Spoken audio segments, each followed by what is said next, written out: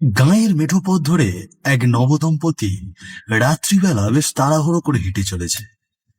চারপাশে জোর বৃষ্টির সাথে বেশ দমকা হাওয়া দিচ্ছে। বিদ্যুতের ঝলকানিতে এফোড় ওফোড় হয়ে যাচ্ছে গোটা গ্রাম। সব পশু পাখিরা নিজেদের আস্তানায় গুঁটিসুটি মেরে বসে আছে। কতবার করে বলেছিলাম আজ বাড়ি থেকে বের হতে হবে না, কেন শুনলে না আমার কথা? এবারে বৃষ্টির মধ্যে কি অবস্থাটাই না হচ্ছে। আহা, আমি কি থোড়ি বুঝতে পেরেছিলাম যে আজ বৃষ্টি হবে? মা এতবার করে বারণ করলো অষ্টমঙ্গলা থেকে আজ বাড়ি না ফিরতে। শনিবারে কেউ বাড়ি থেকে বেরোয়, আর উপরে এই ধুম বৃষ্টি। আজ রাতটা আমার বাপের বাড়ি কাটিয়ে দিলেই ভালো হতো। আহ বাড়ি তো প্রায় পৌঁছেই গেছি। জঙ্গল পেরিয়ে কিছু দূর গেলেই বাড়ি চলে আসবে। শিগগিরই পা চালিয়ে চলো গিন্নি। ওটা কি? ও মা গো! এই এই এই, আপনি কে? কি চান আপনি? মাংস খেয়েছিলি? হ্যাঁ, তোর শ্বশুর আমার দোকান থেকে নিয়ে গিয়েছিল। খেয়েছিলি? কি বলছেন কি আপনি? ও গো, শনিবারে কেন বেরোলে গো?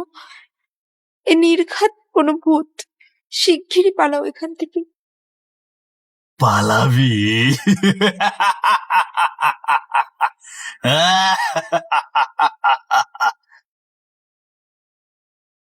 রাত প্রায় 12টা বাজে।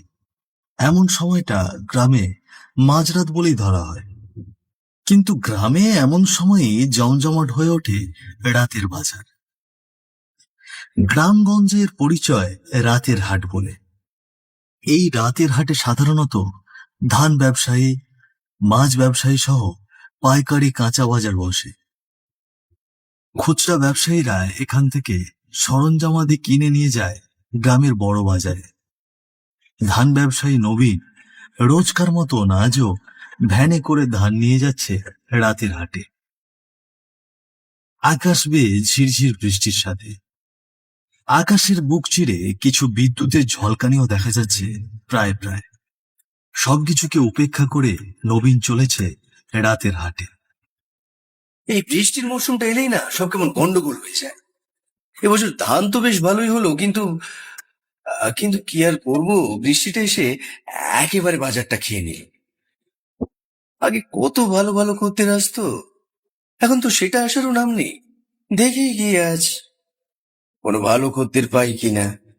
বিপত্তারিণী মাগো, দেখো আজ একখানা ভালো খদ্দের জুটিয়ে দিও মাগো।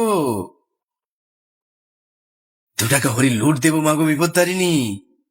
একখানা খদ্দের জুটিয়ে দিলে আজ আমায়, আসা মাত্রই সব বেচা শেষ। 2 টাকা ওরই লুট তোমার পাওনা আছে মাগো। আজ বাড়ি গিয়ে একটু শান্তিতে ঘুমোতে পারবো। আর সব ধান ভালো দামে বেচা হয়ে গেছে। তাই যাওয়ার সময় যদি পাই তো কিছুটা পাঁঠার মাংস নিয়ে যাব বাড়ি। কেমনি কতদিন ধরে বলছিল খানিকটা পাঁঠার মাংস নিয়ে যেতে। আজ নিয়ে যাব আমি। আরে ওই তো একখানা মাংসের দোকান। দেখে তো মনে হচ্ছে কচি পাঁঠা।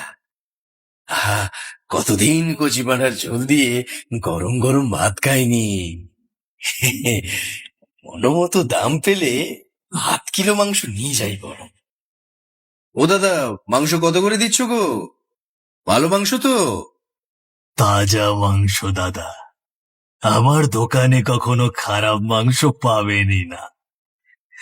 এ মাংস একবার খেলে সারা জীবন মনে থাকবে। 50 টাকা কিলো, আধা কিলোয় না হয় 20 দেবে। দোকানদারের কথায় নবীন যেন আকাশ থেকে পড়ল। ঠিক শুনলো তো? যেখানে 100 টাকা কিলো মাংস পাওয়াই মুশকিল, সেখানে 50 টাকা কিলো মাংস আজকাল তো পাওয়াই যায় না। বহু বছর আগে পাওয়া যেত অবশ্য, কিন্তু সেসব এখন অতীত। বেশ খানিকটা আশ্চর্য মাখা কণ্ঠে নবীন জিজ্ঞেস করলো, কত বললে? কিলো 50? বলি পাঁঠার মাংসই তো? এত কম দামে দিচ্ছ কিভাবে শুনি? 100তেই তো আজকাল পাওয়া মুশকিল। তুমি কি মশকরা করছো আমার সাথে? মস্করা করছি না দাদা, এ দোকান আমার বাপ দাদার আমলের। আমার পূর্বপুরুষরাও মাংস বেচে দিন কাটাতো। এই গায়ে এসেছি নতুন, আমার কাছে 50 টাকা কিলোই পাবে। তাহলে 1 কিলোই দিয়ে দাও। বহুদিন পর বেশ জমিয়ে খাবো। গিন্নি শুনলেও বেশ খুশি হবে।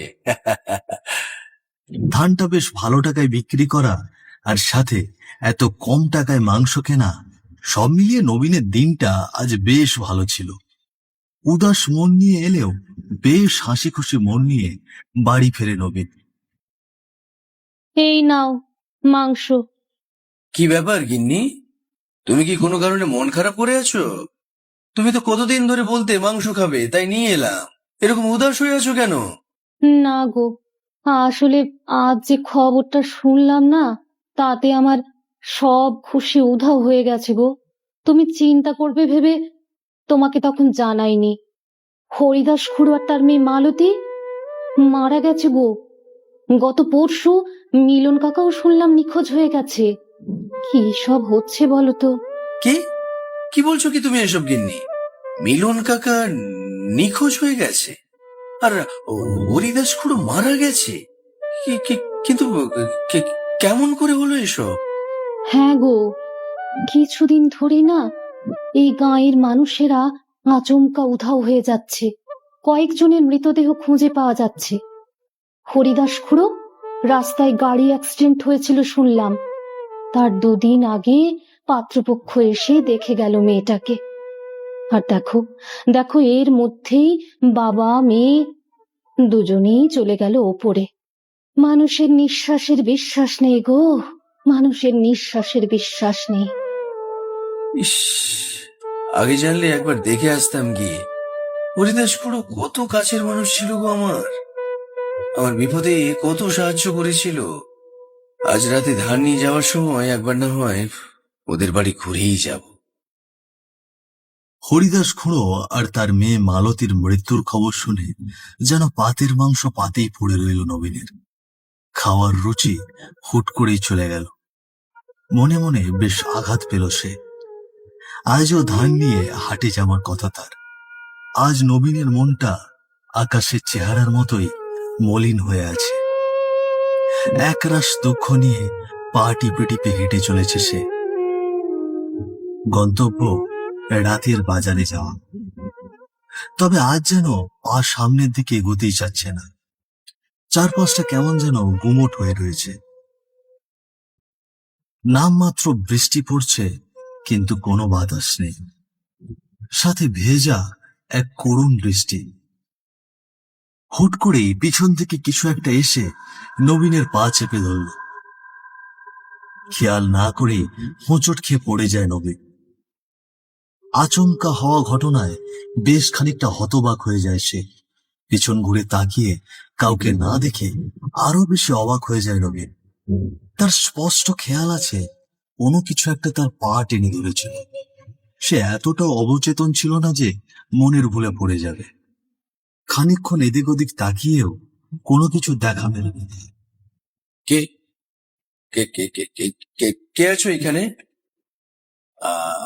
আমি কাউকে দেখতে পাচ্ছি না কেন। কে তুমি? সামনে এসো। কাউকে না পেয়ে যখনই উঠতে যাবে ঠিক তখনই পাশের প্রকাণ্ড গাছ থেকে আচমকা একটা ডাল ভেঙে পড়ে নবীনের মাথায়। বেশ জোরে আঘাত লাগে তার। আচমকা এতগুলো ঘটনায় বেশ হতচকিত হয়ে যায় সে। কপালের কোণায় খানিকটা কেটেও যায়। আহ, আহ, আহ, আহ, উফ, এটা কি করে পড়লো? উফ, কি হচ্ছে ভগবান! থেকে বেরোলাম দুশ্চিন্তা নিয়ে, আর এখন এই অবস্থা। উফ, আমার কি তবে ঘরে ফিরে যাওয়া উচিত হবে? উফ, মাথা ঘুরছে, ব্যথায় মাথা ঘুরছে। উফ, হয় না, আজ আর হাটে যাওয়া হবে বলে আমি বরং বাড়ি ফিরে যাই। এরই মাঝে ঘটে এক অনাকাঙ্ক্ষিত ঘটনা। চাদর মুড়ি দেওয়া একজন এসে দাঁড়ায় নবীনের সামনে। এত সময় সামনে না থাকলেও হুট করে সামনে আসে। নবীন বেশ ঘাবড়ে যায়। চারপাশে বৃষ্টির রেশ কিছুটা বেড়ে যাচ্ছে, তার সাথে সাথেই বেড়ে যাচ্ছে নবীনের হৃদস্পন্দন। এর আগে এমন অদ্ভুত পরিস্থিতির শিকার সে কখনোই হয়নি। কে কে কে কে কে কে কে আপনি? হুট করে কোত্থেকে এলেন? মাংস খেয়েছিলেন দাদা? কি? মাংস? মানে? কাল যে দোকান থেকে মাংস নিয়ে গেলেন সেটা খেয়েছিলেন? হ্যাঁ, কিন্তু আপনি ও ও, হ্যাঁ, মনে পড়েছে। আপনি তো দোকানদার ছিলেন।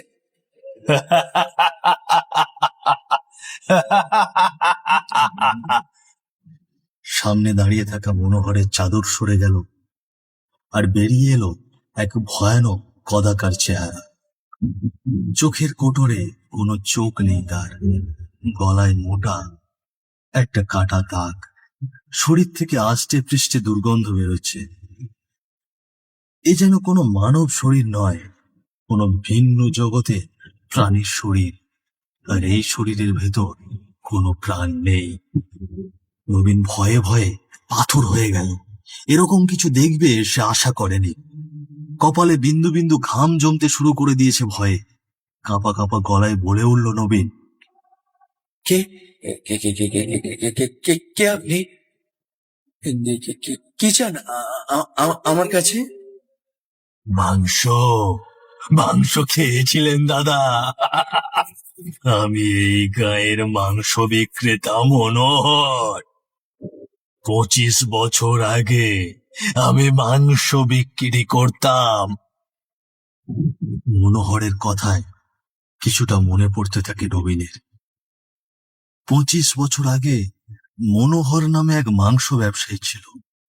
ছোটবেলায় বাবার হাত ধরে আসার সময় সব সময় নবীনের বাবা এই দোকান থেকে মাংস কিনত।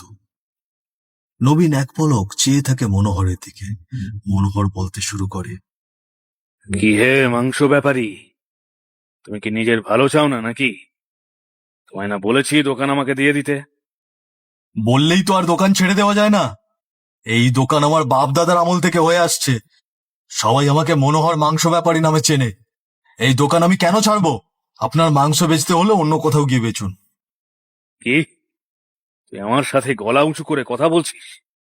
তুই কি জানিস না আমি কে? আপনি কে সেটা জেনে আমার কোনো লাভ নেই। ঘরে আমার অসুস্থ ভাই, ওর চিকিৎসার জন্য আমাকে মাংসের দোকানে মাংস বেচতেই হবে।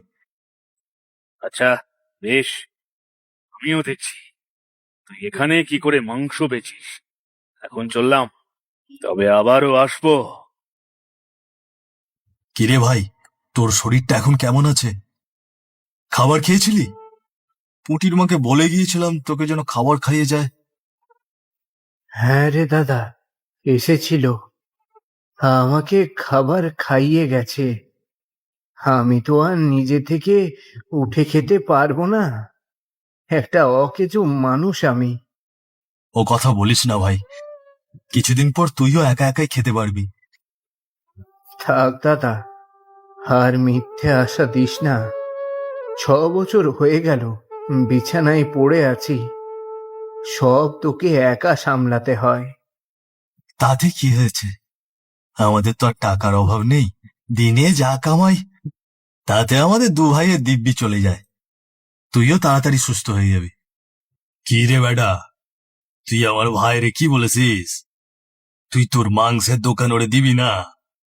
মোড়ল মশাই আপনি? হ্যাঁ, তুই যা শুরু করলি তাতে আমারই আসতে হলো। ভালোই ভালোই বলছি এখনো, আমার ভাইরে তো দোকানটা দিয়ে দে, নয়তো বিপদে পড়বি। আপনি কি আমাকে এখানে ধমকাতে এসেছেন মোড়ল মশাই? আমার পক্ষে দোকান ছাড়া সম্ভব নয়। তাই? তবে দেখ এবার আমি কি করি। এই, তোরা এটারে শেষ করে দে। এবার একে একে সব পরিষ্কার হতে শুরু করে নবীনের কাছে। গায়ের পরপর কিছু মানুষের মৃত্যু তাহলে এর সাথে যুক্ত আছে। মাংস বিক্রেতা মনোহরের আত্মা এত বছরেও শান্তি পায়নি। আমায় কিছু করো না দয়া করে। আমি তো কোনো অন্যায় করিনি বলো। দয়া করে আমাকে ছেড়ে দাও। আমার কি দোষ ছিল? এখন আমি কাউকে ছাড়বো না। আমার ওই নিষ্পাপ ভাইকেও মেরে ফেলেছিল, তখন তো কেউ সাহায্য করতে আসেনি। এই গায়ের সকলেই জানতো আমাকে আর আমার ভাইকে খুন করা হয়েছে, কিন্তু তারপরেও কেউ প্রতিবাদ করেনি মোড়লের বিরুদ্ধে গিয়ে। এই গায়ের কাউকে আমি ছাড়বো না। আজ তোর পালা।